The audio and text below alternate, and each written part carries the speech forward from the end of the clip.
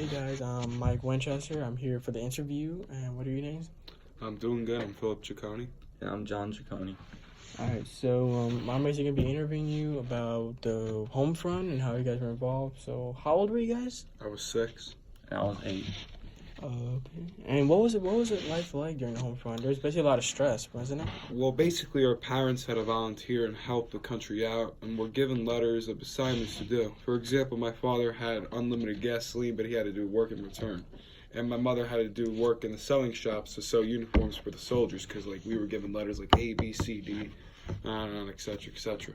We also didn't have that much food, so we had to ration it out. Plus, we had a lot of blackouts.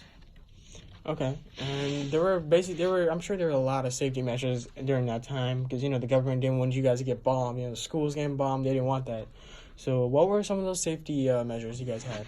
Yeah, so we had to put black curtains at our windows and shut out the lights at night so we didn't get bombed. And did you guys have to do all that in school or home, or was it just both?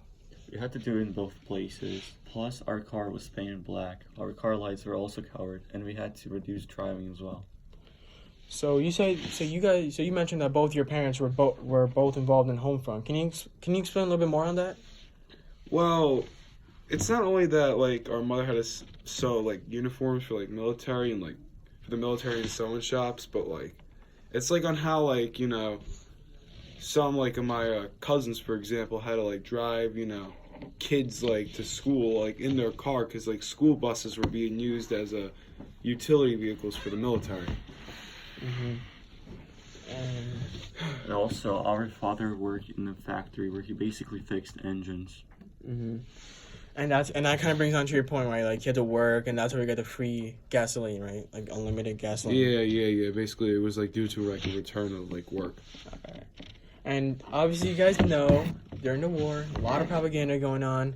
There was a lot of propaganda going on in posters, cartoons. So what kind of posters did you guys see? Well, mainly we saw posters that had there was this one woman with a bicep that said "We can do it," or there were these posters on for example Uncle Sam and saying that defeat the Nazis, and it was American, British, and Russian soldiers going against the Germans, the Italians, and Japanese saying defeat the enemy and stuff like that. A lot of propaganda just to encourage people to get involved in the fight and for our freedom.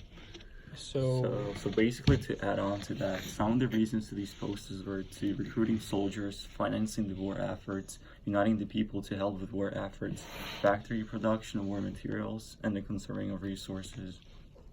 And from looking at these posters, how did it make you feel? It just made me feel it's kind of hard to explain. It made me feel encouraged to to help out.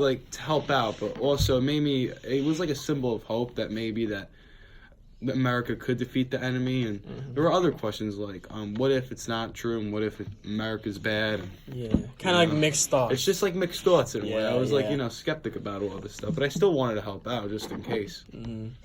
So due to a lack of knowledge about the concentration camps that we didn't know about at the time of the Nazis persecuting the Jews, Poles, and Gypsies.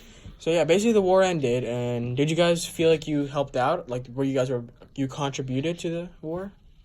We did, actually. I felt glad that the war ended, and I felt like I actually helped a lot.